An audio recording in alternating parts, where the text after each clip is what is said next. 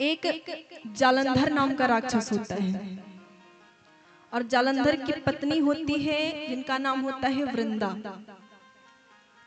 ये जालंधर जो होता है ये बड़ा आताताई राजा था, बड़ा अत्याचार करता था।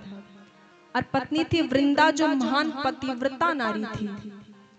और उसका पतिव्रत धर्म, उसके सतीत्व के नाते ये जालंधर मारा नहीं जा सकता था। देवताओं ने बड़ा प्रयास किया जालंधर को खत्म करने का, पर वृंदा के सतीत्व के कारण जालंधर का कोई कुछ बिगाड़ नहीं पा रहा था।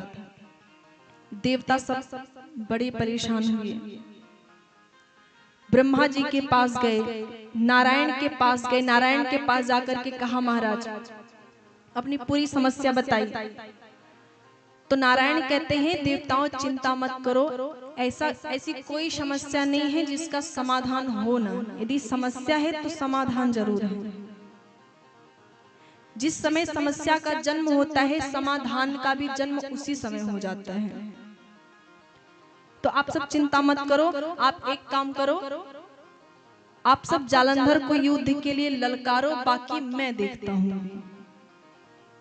देवता गए और इधर भगवान नारायण जालंधर का रूप लेकर के वृंदा के घर जाते हैं।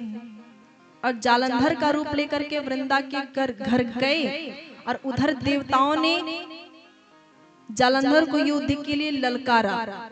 जालंधर युद्ध के लिए गया और इधर नारायण जालंधर का रूप लेकर के आए। सो वृंदा ने समझा यही मेरे पति हैं। और जैसे ही पति भाव आया तो पति भाव आते ही पतिव्रत धर्म टूट गया। और जैसे ही पतिव्रत धर्म टूटा तो उधर जालंधर मारा गया। और जालंधर जैसे ही मारा गया तो भगवान फिर अपने रूप में आ गया। भाई मैं तो जालंधर नहीं, मैं तो नारायण हूं। अब वृंदा को क्रोध आ गया, गुस्सा आ गया। पर वृंदा को क्रोध करना नहीं चाहिए था। क्यों?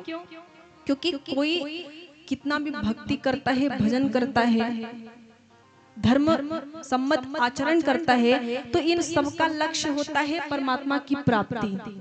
हम भक्ति क्यों करते हैं? भगवान को प्राप्त करने के लिए। धर्म के मार्ग पे क्यों रहते हैं? भगवान को प्राप्त करने के लिए। अच्छा काम क्यों करते हैं? भगवान को प्राप्त करने के लिए। अब ये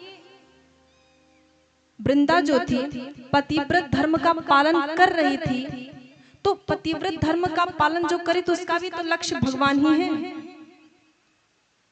जालंधर वृंदा का पति था, लेकिन सच्चे अर्थ में वो नारायण ही तो जगत का पति है। चाहे स्त्री हो चाहे पुरुष हो, सबके पति भगवान है। पति मतलब होता है मालिक। तो वृंदा ने पतिव्रत धर्म का ईमानदारी पूर्वक पालन किया और भगवान मिल गए तो गुस्सा नहीं करना चाहिए, क्रोध नहीं करना चाहिए, किंतु वृंदा ने क्रोध किया।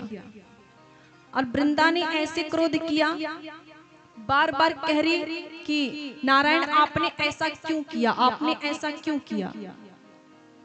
पर नारायण कुछ बोल नहीं रहे हैं। वृंदा को और ज्यादा क्रोध आया।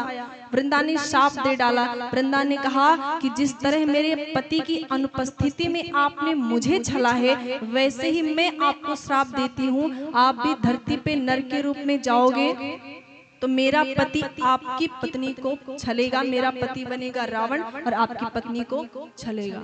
ऐसा श्राप दे दिया। और जैसा ऐसा श्राप दिया तो नारायण क्रोध नहीं करे, मुस्कुराई रहे हैं। पर लक्ष्मी जी को बुरा लगा। लक्ष्मी जी ने उल्टे श्राप दे दिया वृंदा को, जा तू जड़ हो जा। तूने बिना सोचे समझे शाप दिया है, जड़ होने का शाप दिया। तो नारायण ने अब लक्ष्मी जी से कहा कि आपने अनुचित किया, आपने शाप दे के, इसमें वृंदा की कौन सी गलती है? गलती तो मेरी ही है। तब नारायण आशीर्वाद देते हैं वृंदा को, कहते हैं तू जड़ तो हो जाएगी, तू पौधा बन जाएगी श्राप के कारण, लेकिन ऐसा पौधा बनेगी जिस पौधे की पत्ती यदि भोजन में ना पड़े तो मैं भोग ग्रहण नहीं करूंगा।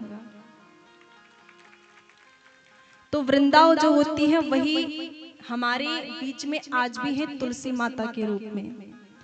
और यदि तुलसी पत्र भोजन में ना पड़े तो भगवान भोग ग्रहण नहीं करते, चाहे कुछ भी हो जाए।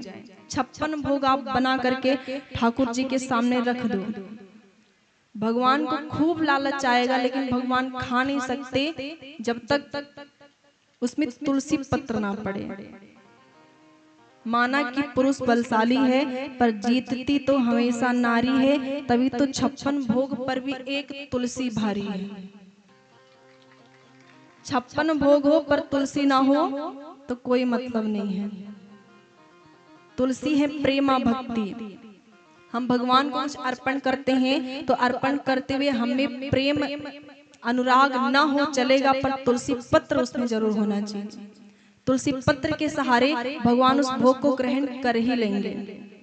हम तुच्छ व्यक्ति, हम तुच्छ प्राणी, हमारे हाथ से भगवान कहाँ खाने वाले, हम कहाँ खिलाने के योग्य हैं भगवान को, लेकिन तुलसी पत्र के सहारे भगवान उस भोग को ग्रहण करते ही करते हैं। तुलसी दल पड़ जाए तो भगवान को भोग ग्रहण करना ही पड़ता है।